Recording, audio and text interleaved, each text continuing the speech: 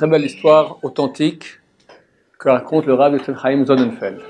Qui est le Rav Yitzhak Chaim Sonnenfeld Zatzal? C'est un très grand tzaddik qui vit ici à Yerushalayim il y a environ 150 ans. Il était le premier président du Badatz. Le Badatz, d'accord, le Badatz de la Eda Haredit, c'est lui qui en était le président. Très grand tzaddik, j'ai beaucoup d'histoires à raconter à ce propos. Je vais raconter une histoire que lui raconte.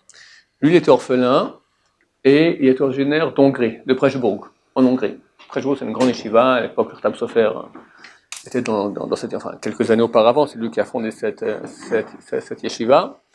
Il était dans cette grande yeshiva. Et il y avait une dame qui, chaque année, venait donner une somme assez considérable à l'yeshiva pour qu'il y ait quelqu'un qui dise Kaddish tous les jours pour les morts qui n'ont pas de descendants qui disent pour eux Kaddish. Ça arrive, d'accord, normalement quelqu'un est défunt, alors la descendance dit Kaddish pour les hommes, pas les femmes, disent Kaddish, mais des fois quelqu'un il a que des filles. Alors dans ce cas-là, si les filles ont des enfants, des garçons, c'est les garçons, les petits-enfants qui doivent dire Kaddish pour le grand-père. Mais des fois il n'y a pas de garçons. Ou des fois il y a des garçons, mais ils ont quitté la voie de la Torah, et eux ils ne savent même pas ce que c'est Kaddish, dans quelle langue ça se dit, etc. D'accord. Donc, elle a fait une grande mitzvah, comme ça, quelqu'un qui dit Kaddish pour toutes les âmes dont les descendants, ou qui n'ont pas de descendants, ne disent pas Kaddish, ou qui n'ont pas de descendants. Et puis un beau jour, cette pauvre dame, son mari est décédé, et les affaires ont commencé à baisser. Il n'y a plus personne qui pouvait diriger l'usine comme il fallait, lentement, ça commence à baisser. Elle commence à baisser aussi les sommes, puis un beau jour, il n'y a plus d'argent. Non seulement il n'y a plus d'argent, puis en plus, elle a maintenant 2 filles qui sont arrivées, 2 filles orphelines, d'accord, orphelines de père, qui sont arrivées à l'âge du mariage, et puis il faut une dot, d'accord, il fallait une somme d'argent assez considérable pour le mariage.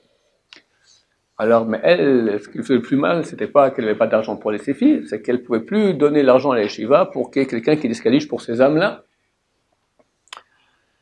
Alors, elle est allée voir à la yeshiva, elle a réuni le Rosh Yeshiva avec le comité de direction, elle leur dit, je vous en supplie, vraiment, j'ai pas d'argent maintenant.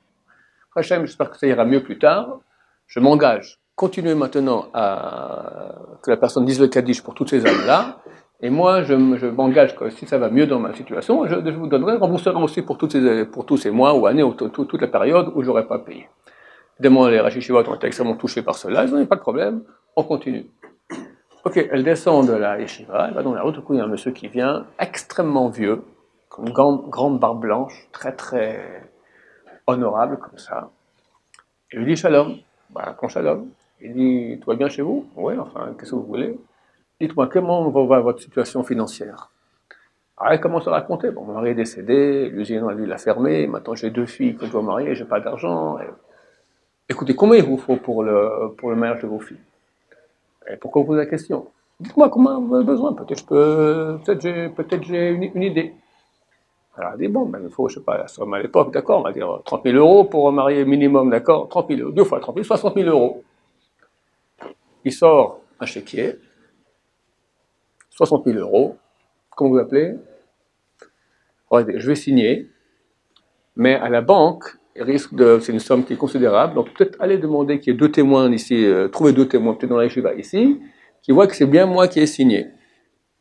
Alors la dame, elle ne comprend pas ce qui se passe, elle monte vite à la yeshiva, elle prend 2 bachouvrim là-bas, venez, soyez témoins. Le type, voyez, regardez bien aussi ma face, si jamais on vous demande qui je suis, ça, regardez bien qui je signe, et je vous signe aussi sur un papier à vous, voilà, pour que vous puissiez reconnaître ma signature. Et donne le papier aux 2 témoins.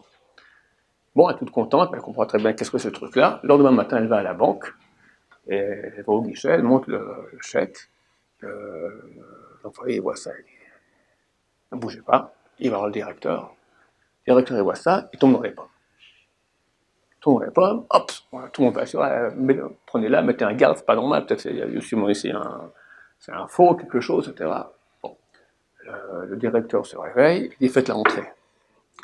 Il dit qui vous a donné ce chèque?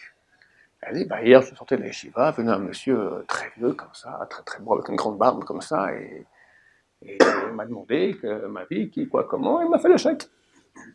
Est-ce que si je vous montre une photo de quelques personnes, vous pouvez le reconnaître entre ces personnes? Oui, bien sûr. D'ailleurs, il y a 2 témoins de la yeshiva, 2 bachurim, qui aussi pourront témoigner. Il y avait une photo de famille, comme ça, le monsieur, et je lui demandais, regardez, vous reconnaissez? Voilà, c'est lui. C'est mon père. Zichrono livracha. Enfin, il n'a pas dit comme ça. Mon père qui est décédé il y a 10 ans. Il dit au employé, donne-lui le chèque.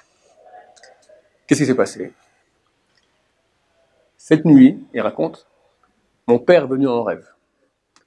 Il m'a dit, ça fait 10 ans que je suis décédé et j'ai souffert énormément parce que j'étais marié avec une Goya et tu ne dis pas Kaddish pour moi. Et grâce à cette femme qui a payé de l'argent pour qu'on dise Kaddish pour toutes les âmes qui n'ont pas de descendants qui disent le Kaddish, alors Baruch Hashem, j'ai pu sortir de l'enfer et je monte de monde en monde.